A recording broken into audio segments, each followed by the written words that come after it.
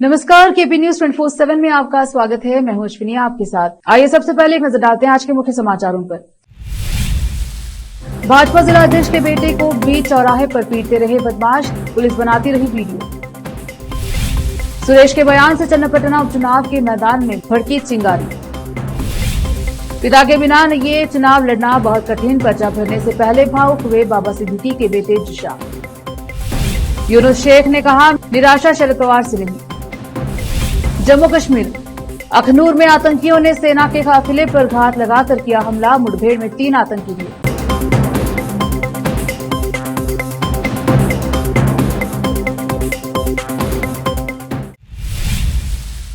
अब समाचार विस्तार से।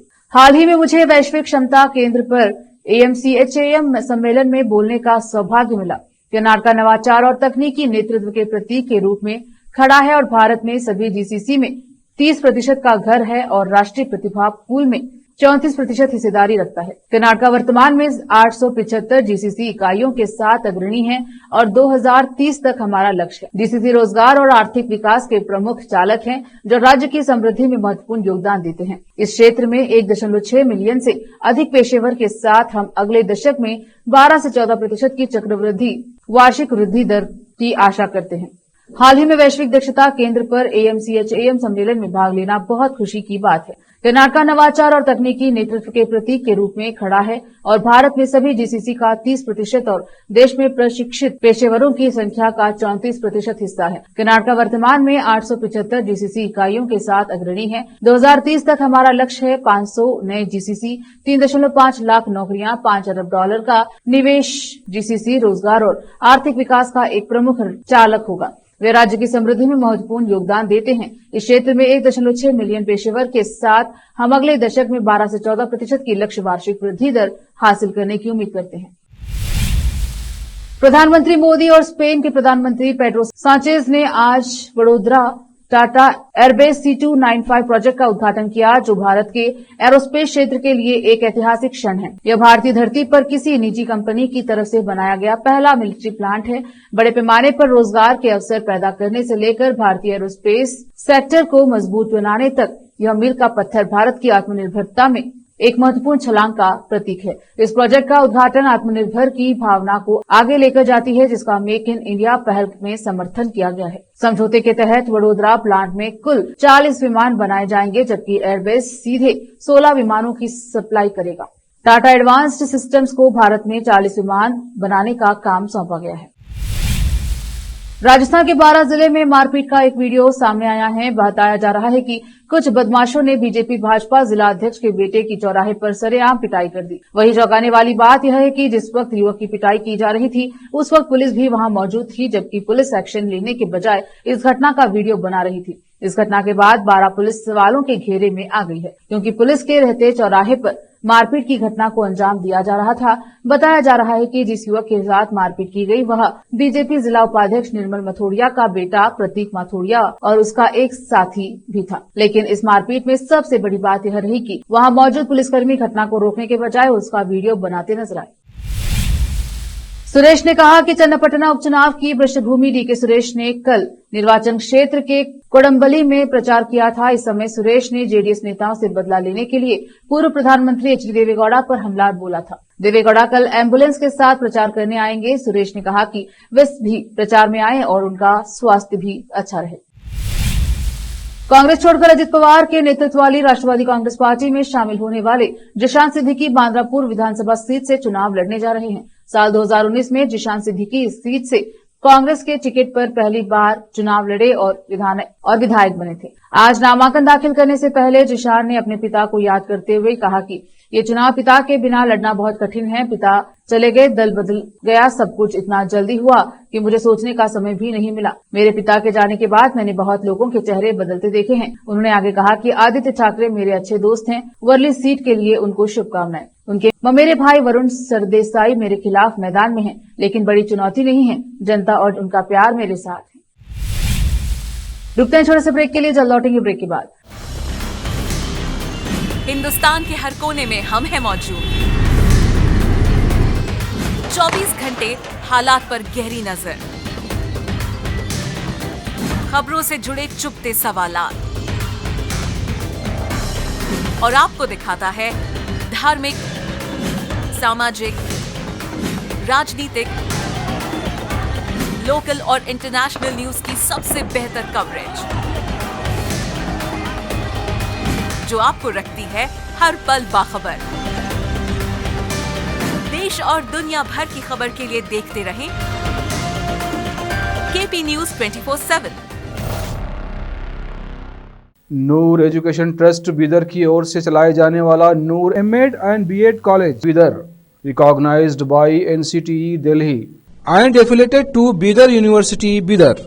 Admission are open for the academic year 2024-25. विशेषज्ञ और सक्षम शिक्षकों द्वारा शिक्षा प्राप्त करने के लिए नूर एमएड एंड बीएड कॉलेज में दाखिला लें और शांत वातावरण में शिक्षा प्राप्त करें। बीदर शहर में बेहतर शिक्षा का एकमात्र केंद्र Noor M Ed and B Ed college, Shahpur gate, Bidar.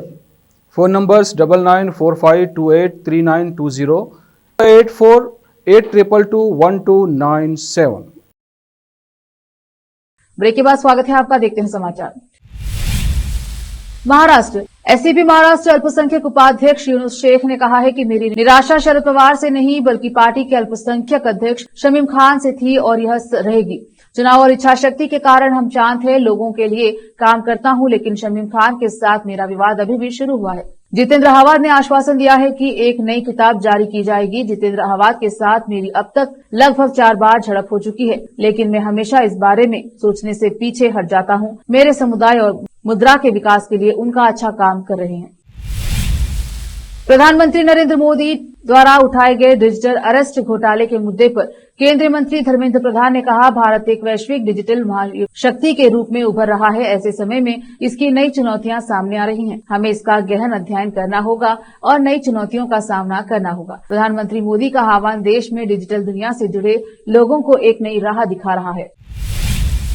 Diwali और छठ के चलते नई दिल्ली, आनंद विहार, सूरत समेत देश के कई शहरों में रेलवे स्टेशनों और बस अड्डों पर भारी भीड़ दिख रही है। रेलवे ने भी त्योहारों के मद्देनजर विशेष इंतजाम किए हैं, लेकिन भारी भीड़ के चलते कई जगहों पर वे नाकाफी साबित हो रहे हैं। आपकी स्क्रीन पर मौजूद ये तस्वीर नई दिल्ली स्टेशन, आनंद विहार स्टेशन और सूरत के उधना स्टेशन की है। दिवाली और छठ पूजा के लिए यूपी बिहार जाने वाले हजारों यात्रियों को सूरत के उधना रेलवे स्टेशन पर भारी परेशानियों का सामना करना पड़ रहा है। रविवार होने की वजह से सुबह स्टेशन पर हजारों यात्रियों की भीड़ उमड़ पड़ी, जिससे रेलवे की व्यवस्थाएं चरमरा गई। कुछ लोगों की तबीयत भी खराब होने की खबर है। इस साल दिवाली और छठ पूजा के लिए पश्चिम रेलवे रूटीन ट्रेनों के अलावा 86 अतिरिक्त ट्रेनें चला रहा है, जो 30 नवंबर तक चलेंगी। जम्मू कश्मीर के अखनूर में आतंकियों ने सेना के काफिले पर गोलाबारी की। इस घटना के बाद इलाके में तनाव का माहौल बना हुआ है और एक बड़ा तलाशी अभियान चलाया जा रहा है। सूत्रों के अनुसार फायरिंग करने वाले आतंकियों की संख्या 3 से 4 बताई जा रही है, जो कि अब एक स्थानीय मंदिर के आसपास छिपे हुए हैं। सुरक्षा बलों और आतंकियों के बीच मुठभेड़ में 3 आतंकियों के मारे जाने की भी खबर है। इस आतंकवादी गतिविधियों की गंभीरता को देखते हुए जम्मू कश्मीर पुलिस, भारतीय सेना और स्पेशल ऑपरेशन ग्रुप एसओजी की टीमों ने मिलकर व्यापक तलाशी अभियान शुरू कर दिया है। फिलहाल इलाके में सुरक्षा को मजबूत किया गया है। सोमवार सुबह करीब 7 बजे घात लगाकर बैठे 3 अज्ञात आतंकवादियों ने सेना के काफिले पर फायरिंग की। यह घटना अखनूर के बटाल गांव के शिव मंदिर के पास हुई है। 32 फील्ड रेजिमेंट ने इलाके की घेराबंदी कर दी है और तलाशी अभियान जारी है। सेना के जम्मू स्थित व्हाइट नाइट कोर ने कहा है कि आतंकवादियों ने सुबह सेना के वाहनों के काफिले पर गोलियां चलाई हैं। उसने एक्स पर एक पोस्ट में कहा, हमारे सैनिक की त्वरित प्रतिक्रिया से आतंकवादियों का प्रयास नाकाम हो गया है और कोई हताहत नहीं हुआ। इलाके की घेराबंदी कर दी गई है और आतंकवादियों के सफाई के लिए एक तलाशी अभियान जारी है। वक्त एक और छोटे से ब्रेक का, जल्द लौटेंगे ब्रेक के बाद। नूर एजुकेशन ट्रस्ट बीदर की ओर से चलाए जाने वाला Noor M Ed and B Ed college Bidar, recognized by NCTE Delhi and affiliated to Bidar University Bidar. Admission are open for the academic year 2024-25. विशेषज्ञ और सक्षम शिक्षकों द्वारा शिक्षा प्राप्त करने के लिए नूर एमएड एंड बीएड कॉलेज में दाखिला लें और शांत वातावरण में शिक्षा प्राप्त करें। बीदर शहर में बेहतर शिक्षा का एकमात्र केंद्र Noor M Ed and B Ed college, Shahpur gate, Bidar. Phone numbers 9945283920, 8482221297। Break के बाद स्वागत है आपका, देखते हैं समाचार। उत्तर प्रदेश अयोध्या के जिलाधिकारी चंद्रविजय सिंह ने कहा कि दीपोत्सव की तैयारियां लगभग अंतिम चरण में हैं। दियों को लगाने का काम लगभग पूरा हो चुका है। कलाकारों के laser round sound drone show का ट्रायल जारी है। बहुत भव्य तैयारियां की गई हैं। बहुत ही भव्य तरीके से दीपोत्सव मनाया जाएगा। रामकथा पार्क में विभिन्न देशों से आए कलाकारों द्वारा रामकथा का मंचन किया जाता है। भारत ने जिस बीमारी पर पहले ही काबू पा लिया है, पाकिस्तान अब भी उससे संघर्ष कर रहा है। ये बीमारी है पोलियो। पाकिस्तान में पोलियो के नए मामले सामने आने के बाद शरीफ सरकार ने देश भर में सोमवार को नया टीकाकरण अभियान शुरू किया ताकि देश के 4.5 करोड़ बच्चों को पोलियो की गिरफ्त में आने से बचाया जा सके। पाकिस्तान में नियमित रूप से टीकाकरण अभियान संचालित किया जाता है, लेकिन स्वास्थ्य कर्मियों और उन्हें सुरक्षा मुहैया कराने वाले पुलिस कर्मियों पर आतंकवादी हमले होते रहते हैं। पाकिस्तान उन गिने चुने देशों में शामिल है जहां अब तक पोलियो खत्म नहीं हुआ है।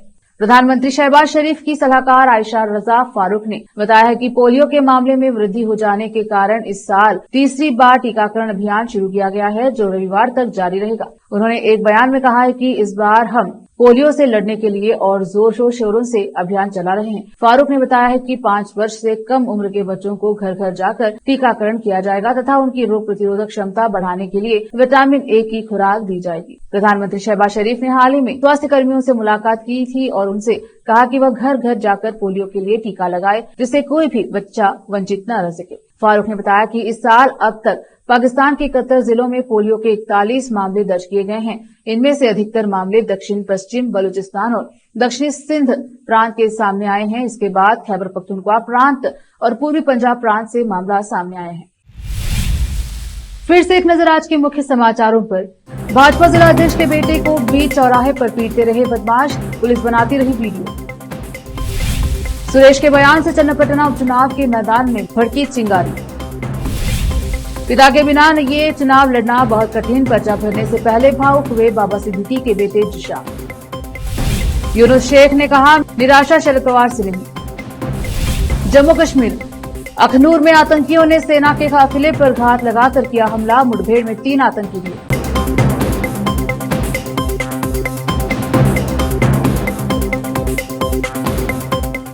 केपी न्यूज के बुलेटिन में अब तक के लिए इतना ही। देश प्रदेश के समाचारों के लिए देखते रहिए केपी न्यूज 24/7। धन्यवाद।